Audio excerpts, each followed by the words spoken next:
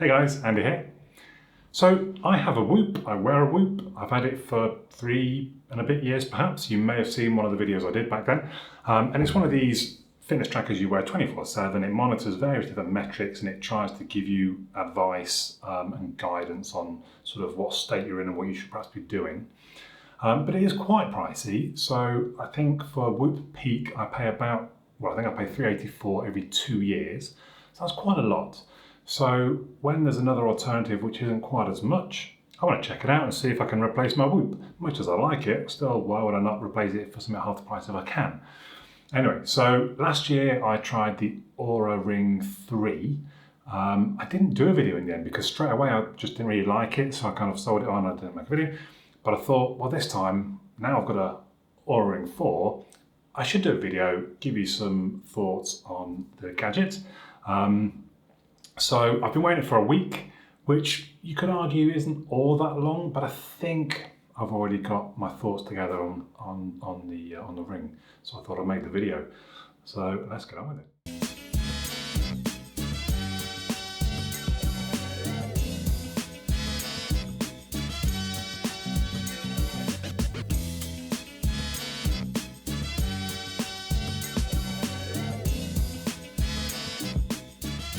So if I mention kind of the box and sort of the unboxing almost, I won't bother showing the unboxing, but really it's quite a simple thing. You get a puck that you charge the ring on, which is USB-C capable, and sort of a charging cable and a very brief instruction manual, but it's more about using the app to find your way through the device.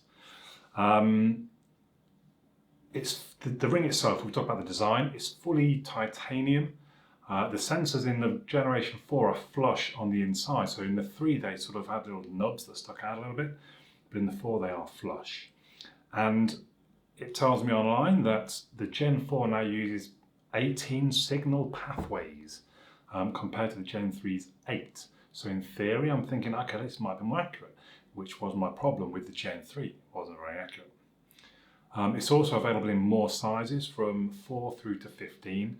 And in most cases, you can buy an Oura Ring sizing kit for £10, which you can then claim off the price of the device if you buy it. It comes in there's 6 different colours, and the price ranges from $349 to $499. But there's also 4 ceramic colours, or ceramic rings in different colours, which are all $499. As far as I can tell, they're all exactly the same functionality. You are just paying for different materials and things used in the construction of the ring. I went for just a plain black at $349. I didn't pay $349, I got an offer, which is why I thought I'd give it a try again.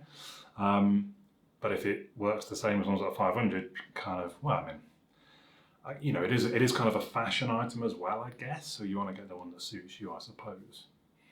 I'm going to touch on the battery first. They claim to have 8 days life. Well, I'm on a few hours short of 7, and it's still at 25% left. So that's going pretty good. And as I say, it charges. You do have to take off the charge. It charges on the little sort of little puck using USB-C. Now, I mentioned the app earlier as well. They claim that there's a new app experience with the Generation 4.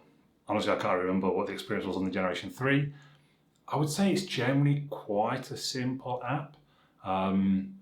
So you do get the different kind of metrics shown on there along the top or on the second page. You can tap into them and get a bit more detail on why it's giving you a certain readiness score or why your stress score is what it is or things like that. But also on the front page, you get like a timeline of all the things it's logged. So it will automatically log certain things, like I went for a walk at lunchtime, I didn't start an activity, it recognised that I'd gone for a walk, it recognises when you go for a lie down, for a sleep, but you don't have to say, right, I'm going to sleep now, it just recognises that. You can tell it, right, I'm lifting weights, and you can get it to record different activities as you go. One thing I did notice, I don't like that it doesn't show me my heart rate, so when I started a spin up, I was spinning indoors yesterday, and I recorded indoor cycling, it just gives you a countdown, a timer. It doesn't show me what my heart rate is at the time. I like on my Whoop that I can have a glance to see what my heart rate is. We'll come back to some other issues in some ways with that.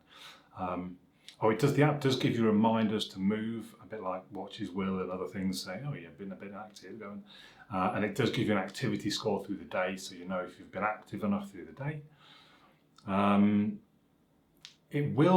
So the app will link to Strava. So if I was to record my walk using the Ring and I've given the right location permissions, it will pass that through to Strava and I can see where I've walked with my heart rate, etc.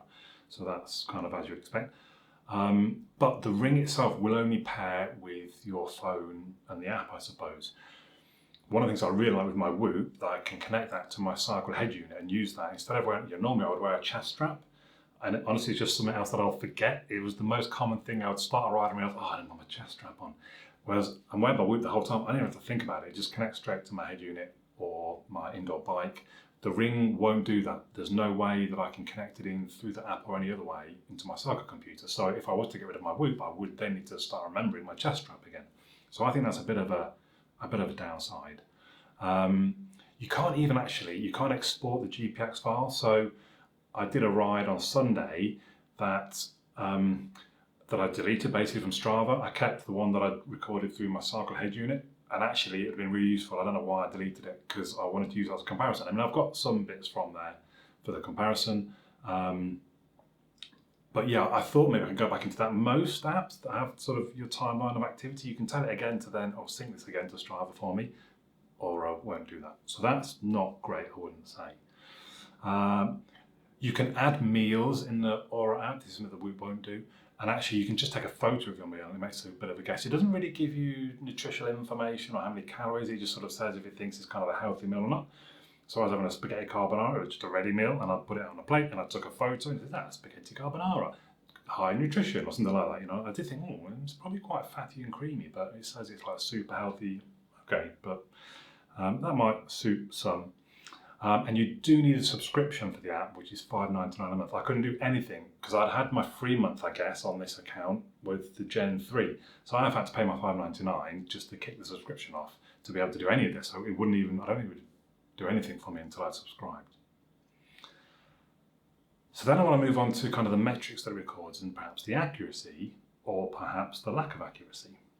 So the metrics records heart rate variability, and if you don't know what that is, it's quite a sort of a trendy metric these days, and it's to do with how much your heart rate will vary, I suppose, and the idea being if it varies more, that's a good thing because your heart is ready to adjust. So as soon as you start doing a little bit of exercise, even just stand up and walk into the kitchen, your heart's ready to go, okay, yeah, I can pump a bit quicker for you. That's supposed to be a good thing. So heart rate variability, blood oxygen levels, and body temperature trends. Now, I did just Google what are the metrics it gives me, and it did say body temperature trends, which obviously is a bit different to body temperature. But I guess, it's almost the same thing, because even if my Whoop gives me my body temperature, my skin temperature, it doesn't mean a lot to me. What means more to me is if it's dropped all of a sudden or if it's gone up all of a sudden. So the trend is the more important thing. Something else that was quite interesting, when I've asked Gemini to compare GPX files, I don't know if you've done that before, but you can give it two GPX files, say, compare these files for me, and it gives you lots of information about the two files. And one of the things it pointed out was that the Whoop polls data every second, like my heart rate and whatever else, where it's telling me that the Oura Ring is every 3 to 5 seconds. In fact, on my indoor ride yesterday, it just outright says, it's polling data every 5 seconds. Which probably isn't too bad a thing, because again, you're almost looking for a bit of a trend in something. You don't need to know every second what your heart rate is, I guess. Maybe just something to be aware of, though. It does, as I've mentioned, it will track sleep kind of automatically, and it looked to be quite accurate to me. When I say accurate, maybe I should classify or clarify that I mean similar to Whoop. So I trust my Whoop. I've done I did a bit of testing with that. It seemed reasonably accurate, and these two, the sleep figures for them both seem quite similar, which makes me think that they're probably both quite good. If it was kind of making stuff up, they'd be wildly different probably, but they were quite similar, so I thought that was a good thing. But for exercise, now I've got kind of 3 different exercises that I tried to compare and track, and the first one was a ride on Sunday, outdoor cycling. We'd been out to our usual place, and basically we were about to set off home, and I started recording on the Oura Ring. So I've already been recording on my cycling head unit, which uses the Whoop for the heart rate. And then I'd started recording on the Oura app, just to ride home, which turned out to be one of the faster pace ride homes I've ever done. I got myself in the wrong group with a bunch of fast guys, but I was determined to stay with them, and I was pushing very hard. I mean, my Whoop score was 20.5, which, I've only gone above that about 7 times ever in the last 3 or 4 years. And this is cycling in the Alps and the Pyrenees and all that sort of stuff. I'm not even sure how I managed to push that hard just on a ride home in Hertfordshire. I mean, it's quite a lumpy, and this is the problem. I'm a big guy. When you start going uphill, it takes a lot of effort for me to keep up with the smaller guys. Anyway, so the point being, I pushed really hard. If you'd asked me, Andy, what do you think your heart rate topped out at? I would probably have said, it would definitely be at least 170. And I wouldn't be overly surprised if it got towards 180, because I was pushing that hard. I could feel I was really straining my body. So, interesting then when I looked at the metrics, Whoop had me down to a maximum heart rate of 187, which probably is a bit high. Now, I think I've recorded a 182 with a chest strap, which people generally say is the most accurate thing. So 187, I mean, it's possible. I would guess more. I would still say I probably was like a 178, 179, I would guess. So Whoop maybe got that a little bit wrong. Maybe it's a little spike in there. But, and the average was 153 over a sort of a 20-mile, hour and a quarter ride home, which for me is very high. Now the Oura Ring, max heart rate of 133, and I would bet my flat that is wrong. That's not even within 20 or 30, because like I said, I was pushing super hard, so definitely I was wrong. And the average of 108, so it generally just was wrong the whole way through. Again, I was sweating I was working hard, it was not 108. So that really concerned me. Then even just on a lunchtime walk, I recorded on my Whoop and I recorded on the Oura Ring. And there's just a bit of a hill that I walk up at one point, and I walk up at quite a pace. I try and sort of stress myself a little bit. And the Whoop had the max heart rate of 111 and the Oura Ring was at 92. So again, that's not great. But yesterday I did an indoor ride where I recorded both on the Whoop and on the Oura Ring. And they were very, very similar. So the Whoop was a maximum heart rate of 156, whereas the Oura Ring 153. And the Whoop's average was 129 and the Oura Ring's 128. So it did throw some uncertainty and some doubt. Why did it record that one so well? Like Sunday, my heart was, maybe there was a problem that it was just going too quick. And I don't know, if it's only polling every 5 seconds I don't know. It kind of, I'm not sure. But these are the facts that I know, and it really failed on Sunday, although it really worked yesterday. That's what I know. So, the conclusion then for the Oura Ring, even if you look at the price, so for a Whoop, I think I said for 2 years at peak, it would be 384. But the ring, because you've got to buy the ring, and then you're paying $5.99 a month, that's $494. So for 2 years, the Whoop is cheaper because you get the hardware free with the Whoop.